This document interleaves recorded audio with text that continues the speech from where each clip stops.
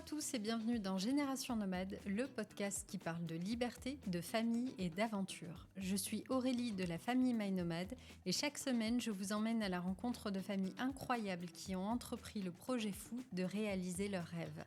Ensemble, découvrons cette génération qui redéfinit le sens de la liberté. Quelle est leur histoire, quels sont leurs défis et surtout, quelle est la clé pour devenir une famille nomade ? Attention, ce podcast risque de déclencher chez vous des envies de changement. Vous êtes prévenus. Et en fait, je tombe sur. Tu scrolles sur les je, réseaux. je passe ma nuit sur les réseaux sociaux. Pas mal à l'époque, hein, quand même.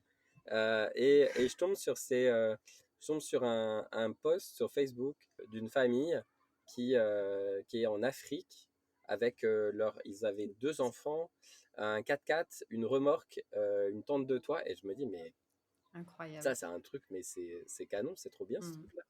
Et je regarde, et puis en fait, je me rends compte qu'il y a plusieurs familles qui font ça. Et je me dis, c'est pas possible. C'est un truc de malade, faut faire ça, c'est trop beau. Je voyais des vidéos, ils étaient comme ça, à rouler dans le désert.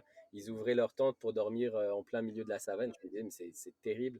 Et en fait, le lendemain matin, en fait, j'attendais avec impatience que Sylviana se réveille. J'en pouvais plus parce que je voulais qu'elle se réveille. Je voulais lui dire, punaise, c'est trop bien qu'on fasse ça. Et donc, quand elle se réveille, je la graisse un peu parce que moi, je suis déjà attaqué. Hein. Ça fait des heures que j'attends qu'elle se réveille. Et je lui dis, dis, j'ai une idée. On va faire un truc, ça va être trop bien. Tu vas voir, on va faire le tour du monde en 4x4 avec une tente de toit.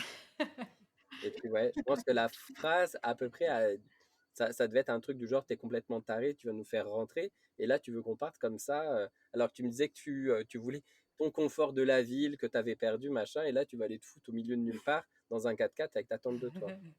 Et je lui dis, ouais, je pense que ça pourrait être cool. Donc voilà, donc c'était l'idée débile du début.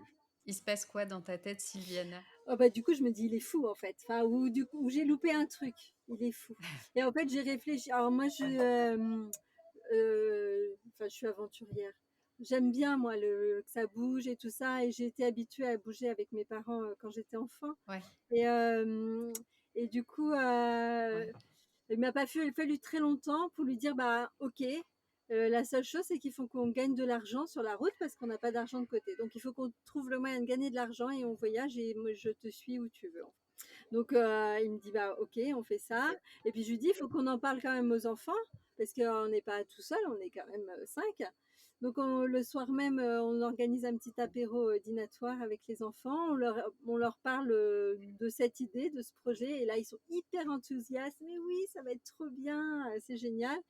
Bon, bah, écoute, c'est parti. Voilà. Donc voilà, le démarrage de notre aventure s'est fait ce soir de juillet. Ce soir de juillet Ouais. 2019. Non, 2017. Non, 2017. Entre le moment où vous rentrez et le moment où, ok, vas-y, feu, on y va, il se passe combien de temps à peu près ? Je sais pas, une douzaine d'heures. Ouais, une journée, même pas. Non, on est rentré, Ok. on a dû arriver à Nantes Ouais. à 17h et on a dit d'accord le lendemain à 8-9h, un truc comme Magnifique. ça, tu vois, du matin. Ok.